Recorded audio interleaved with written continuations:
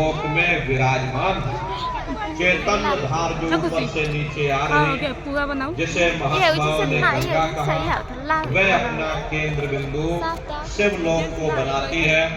इसीलिए शिव जी की जटा में ये गंगा दर्शाई जाती है। इस लोक में असंख्यों जीवात्माएं रहती हैं। ये सभी जीवात्माएं शिव स्वरूप में मौजूद होती हैं। जब आप वहां पहुंचोगे और शिव जी का जब प्रत्यक्ष दर्शन करोगे तो आपका स्वरूप भी शिव के समान यानी शिव स्वरूप हो जाएगा। शिव जी का दर्शन करने के बाद फिर घंटे शंख की आवाज को पकड़ करके फिर जब आप ऊपर चढ़ोगे, उसी के ऊपर ब्रह्मा जी का लोक आएगा।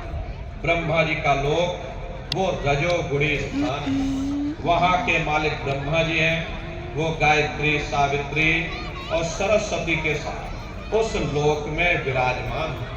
घंटे और शंख की आवाज को पकड़ करके रखना पड़ता है। यदि आपने उस आवाज को वहां छोड़ दिया तो सेकंड भर आपको नहीं लगेगा, धड़ाम से आप अपने शरीर में वापस लौट आओगे और इन बाहरी आंखों को खोल दोगे। इसीलिए शब्द को पकड़ करके रखना पड़ता है। शब्द सीढ़ी है, शब्द रस्सी है, जिसको पकड़ करके ये जीवात्मा नीचे से ऊपर की ओर चढ़ती है।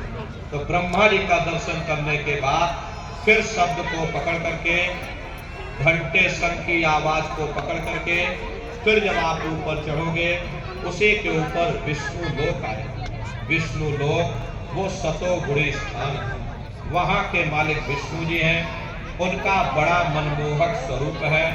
उनकी 4 भुजाएं हैं। चारों भुजाओं में शंख, गदा, पद्म और चक्र सुशोभित है।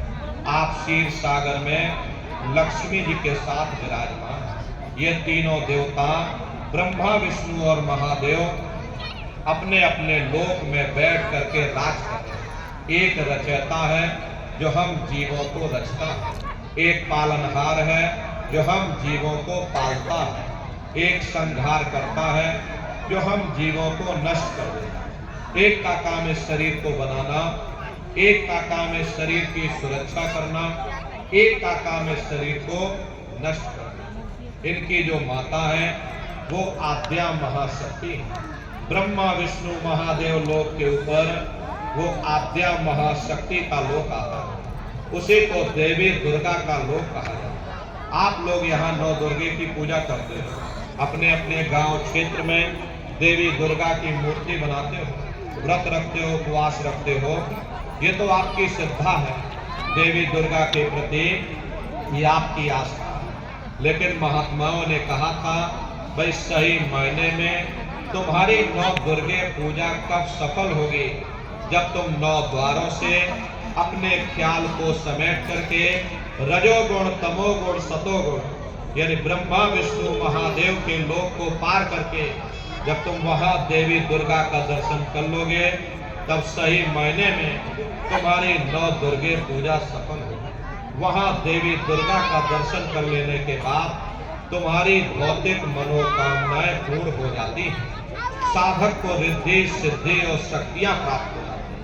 उन शक्तियों को प्राप्त कर लेने के बाद में फिर घंटे शंख की आवाज को पकड़ करके फिर जब आप ऊपर चढ़ोगे, उसी के ऊपर सबसे पहला देश आपको मिलेगा, या यूं कह लीजिए कि पहली राजधानी आपको मिलेगी, जिसे महात्माओं ने सहस्र दल कवल कहा।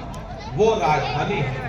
प्रेमी भाई बहनों, आप इस तरह से समझिए, जैसे आपके उत्तर प्रदेश की राजधानी ये लखनऊ है और गाजीपुर आपका जिला है, इसी तरह प्रेमी भाई बहनों वो सहस्र दल कवल राजधानी है। ये ब्रह्मा, विष्णु, महादेव के जो लोक हैं उस राजधानी के अंतर्गत आने वाले जिले हैं। और राजधानी का जो मालिक है वो निरंजन भगवान है। ये ब्रह्मा, विष्णु, महादेव ये निरंजन भगवान के ही पुत्र हैं। और ये आद्या महाशक्ति देवी दुर्गा ये निरंजन भगवान की अर्धांगिनी है। और निरंजन भगवान स्वयं तीनों लोकों के मालिक हैं। उन्हीं को त्रिलोकीनाथ कहा जाता है। हिंदू उन्हीं को परमात्मा कहते हैं, मुसलमान उन्हीं को खुदा कहते हैं, ईसाई उन्हीं को गॉड कहते हैं। ये जल एक है। जल को चाहे आप पानी कह लो, चाहे वाटर कह लो, चाहे आप नीर कह लो, इसी तरह प्रेमी भाई बहनों वो परमात्मा एक है। हम लोग लफ्जों के झगड़े में उलझे हुए। घंटे और शंख की आवाज जो हर इंसान के अंदर गूंज रही, वो आवाज उन्हीं के मुखार बिंद से हो रही। निरंजन भगवान का जो स्वरूप है वो ज्योतिष स्वरूप है।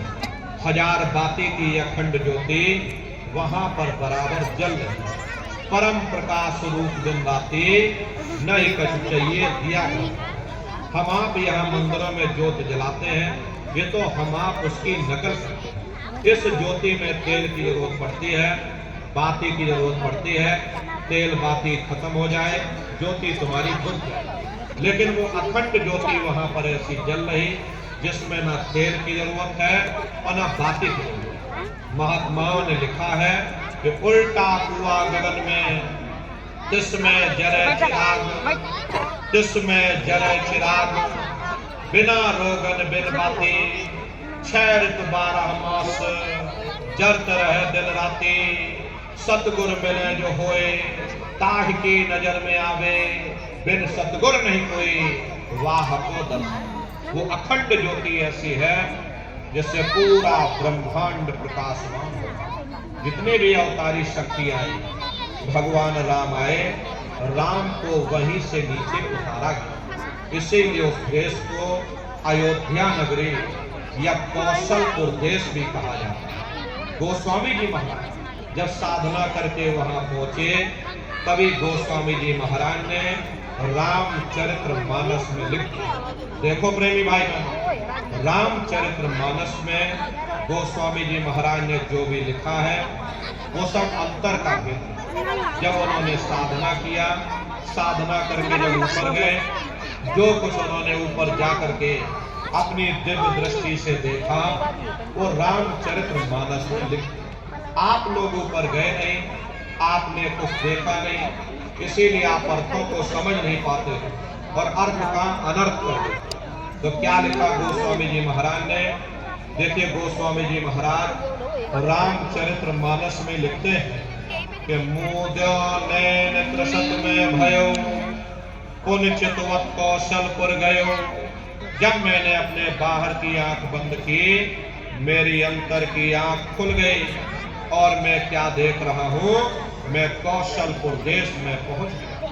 मोहि विलोक राम मुस्काई, मुझे देख करके भगवान राम प्रसन्न हो गए।